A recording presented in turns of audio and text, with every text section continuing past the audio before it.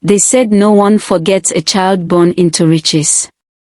But ask the wind, and it will whisper the story of Toby, the boy who vanished, not by death, but by his own arrogance.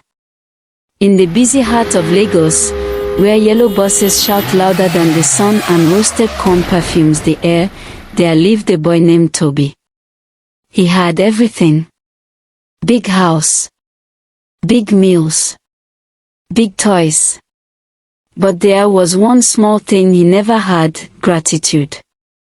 Toby sat every day at a long shiny table, pushing plates of steaming rice and goat meat around with a silver fork.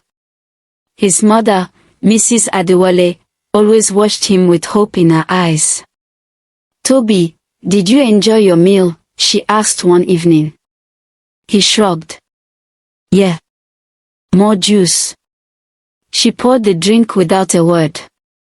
Then softly, "And what do we say when someone gives us something?" Toby rolled his eyes. He didn't answer. Why should he say thank you for what was already his? One hot afternoon, as they waited in traffic, a beggar came to their car window. The man's clothes hung on his bones like tired memories. He stretched out a hand. "Please, young boy. Spare a little kindness for an old man." Toby wrinkled his nose and threw a crumpled note at him. The man bent slowly, picked it up, and smiled, not a weak smile, but the kind that knows something. "Oh, thank you, my child. May your hands never be empty." Toby scoffed. "Whatever." Then, the beggar did something strange. He pulled out a small coin, shiny like it held the sun in its belly. "A gift for you, young one. Choose your words wisely." Toby grabbed it and turned away. He didn't say thank you. Not even once. That night, Toby lay on his soft bed, flipping the coin in his fingers. He laughed and pushed it under his pillow. Morning came, and the sunlight brought more than light. Toby opened his eyes and froze. His bed was buried in stacks of money, more than he had ever seen. "No way. This is amazing," he cried, smiling wide.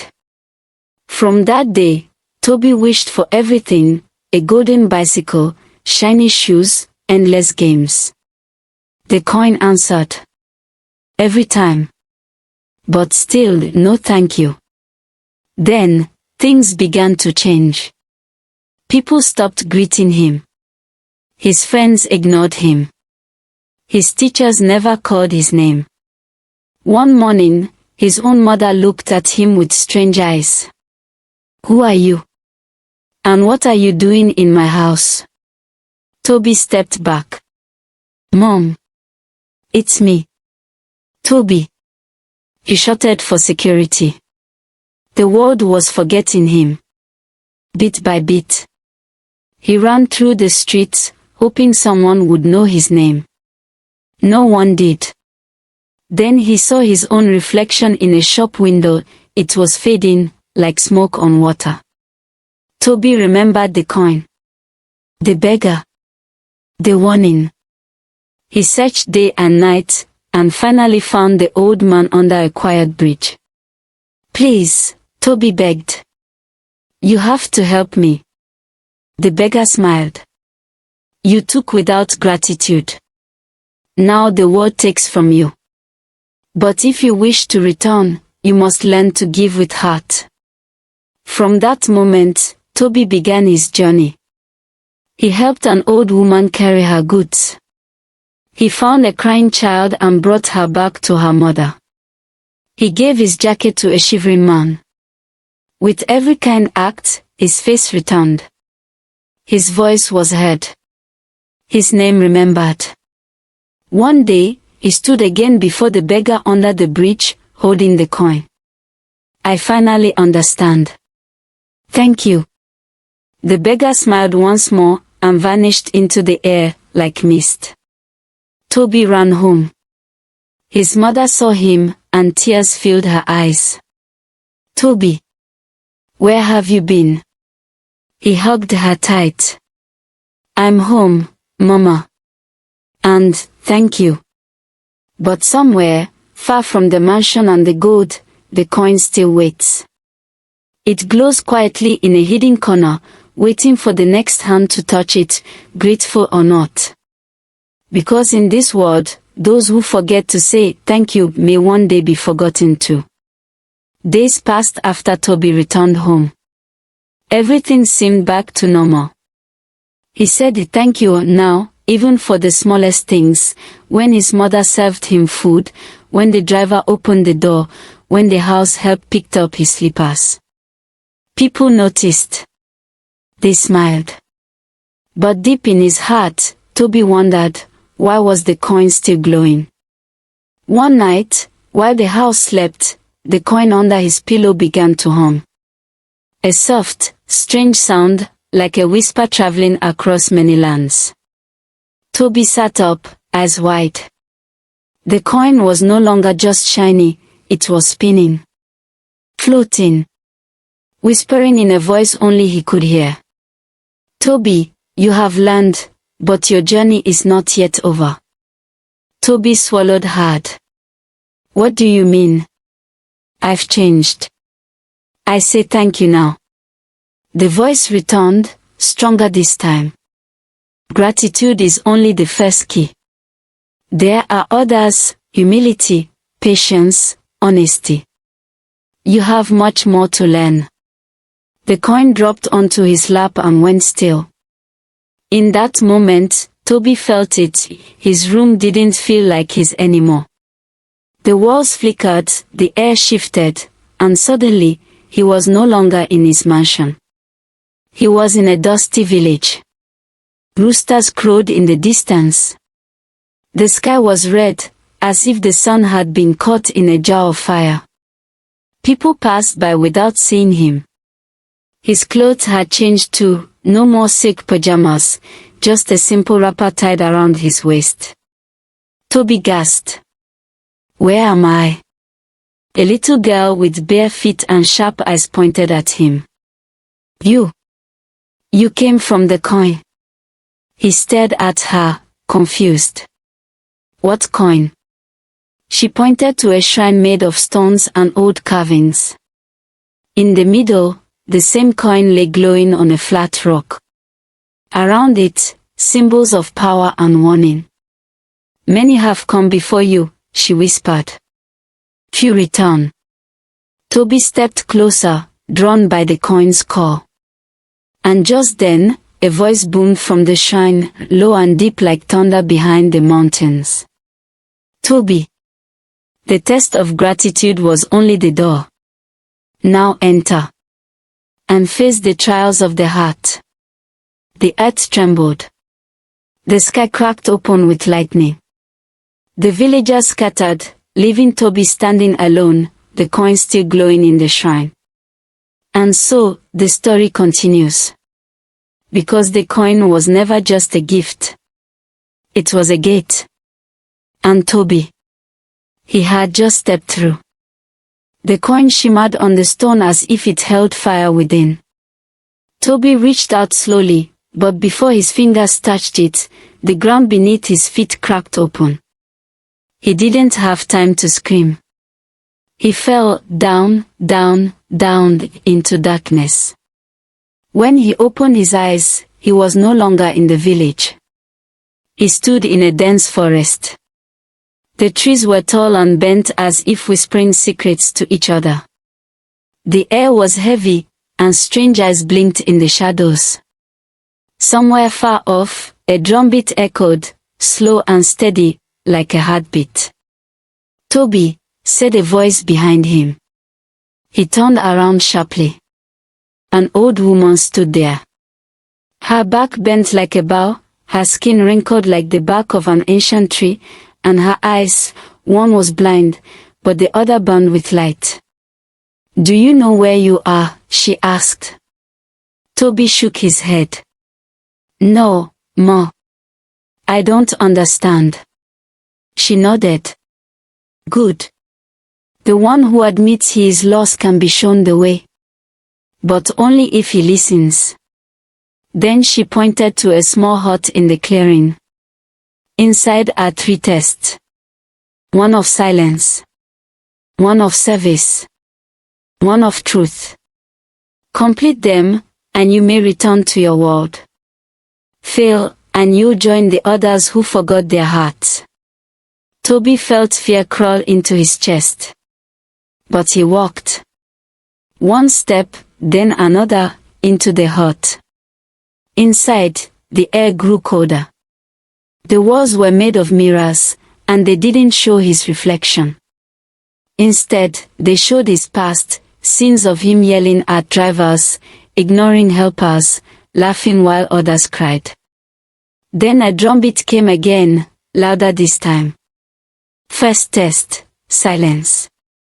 Toby opened his mouth to speak, but a voice whispered, "Say nothing. Even when it hurts."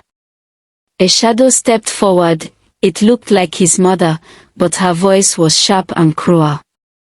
"You've always been useless, Toby. All you do is take and take." Toby clenched his fist, tears burning in his eyes. Every part of him wanted to shout back. But he stayed silent. The shadow disappeared. Second test, service. The room changed. He now stood in a muddy field.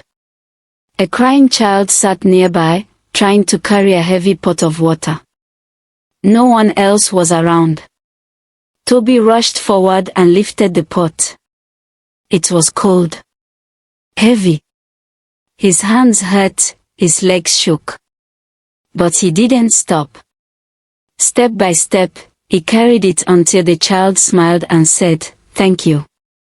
Third test, truth. Back in the hut, a small fire burned. A voice whispered from the flame. "Toby, what do you truly care about?"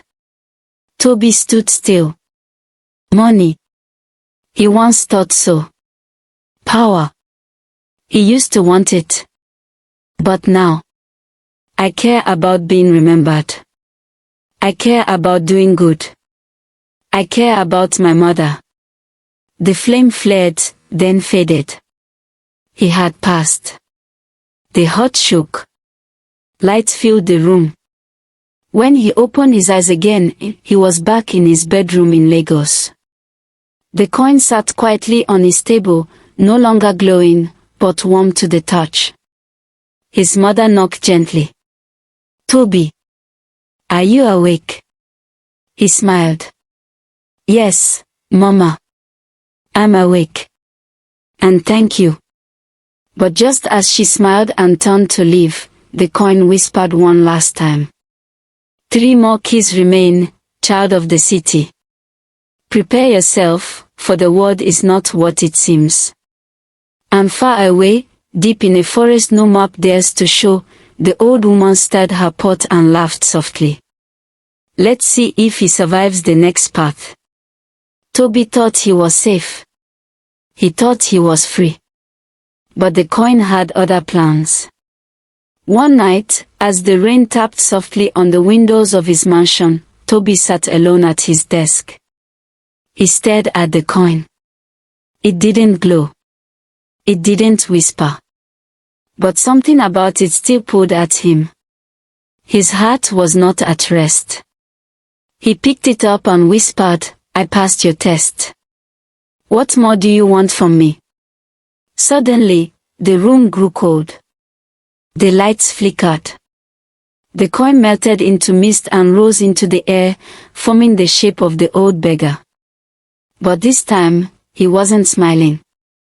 "Oh, Toby," the voice echoed. "You've learned gratitude, silence, service, and truth. But one final lesson remains." Toby stood, heart pounding. "What is it?" "Sacrifice," the beggar said, his voice heavy. The walls vanished. The mansion faded. Once more, Toby stood in a different place, an empty village square at night, lit only by the moon. Before him, a group of people stood crying. A fire burned. At the center, a woman was tied to a wooden pole. Toby gasped. It was his mother. No, he shouted, running forward. But he couldn't reach her. A voice stopped him. This is the price, the beggar said. One final chance to prove you are no longer the boy who only took. Toby turned, tears in his eyes. Please. Take me instead. Let her go. The wind grew strong. The fire roared higher. You would give up your life for hers, the beggar asked. Yes. Toby cried. Without her, I have nothing. Let me burn. Let her live. And just like that, everything stopped. The fire turned to smoke. The villagers vanished. The ropes disappeared from his mother's hands. She walked toward him, smiling. You chose right, my son. The beggar nodded. And now, your journey ends. Not because you begged. Not because you wept. But because you gave.